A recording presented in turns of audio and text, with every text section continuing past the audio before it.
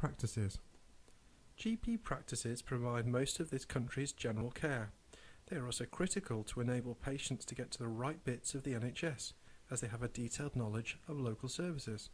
And it's because of their detailed knowledge and relationships with patients and services that they are well placed to commission care for patients.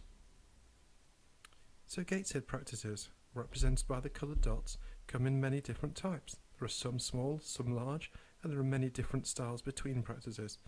However, they all offer patients a choice, and they all work together as members of the Gateshead Clinical Commissioning Group to improve services in the local area. Practices also work together and use many similar systems to ensure good ideas are spread and improve the services within their practices too. Gateshead practices have a foundation of working together outside of their practices in a not-for-profit cooperative which has provided the care in evenings and weekends. And for years there's been regular education sessions where all practice staff from Gateshead work together.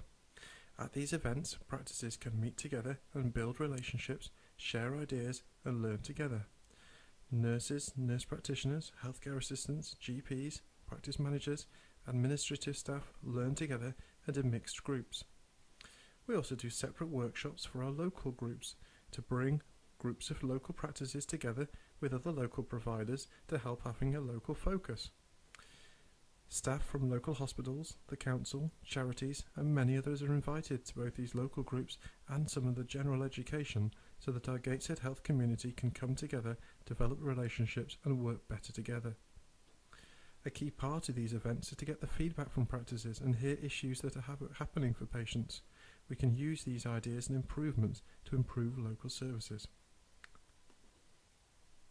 So let's now hear a GP's view of how the Gateshead Clinical Commissioning is getting on.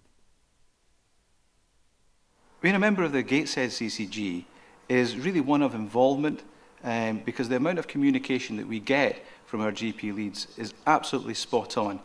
At a time where we could have felt isolated and kind of lost with the process, we really have been included to the point where really we feel that our opinion counts. So the CCG really has been seeking involvement from all aspects of the community. Patients, carers, nurses, doctors, pharmacists, really anybody who wants to get involved and has an opinion will at least be listened to. What we're really looking for is change and progress, taking on board all the information we've had in the past and really focusing down on the patient needs. And that's ultimately what we hope we can do best as general practitioners and primary care clinicians, because we're front line. And in the front line, we tend to see exactly what's going on. But also, at the higher level in the board, we are being backed up by people who can have a great overview of what's required not only in primary care, secondary care, but by far more importantly, what's needed within the community.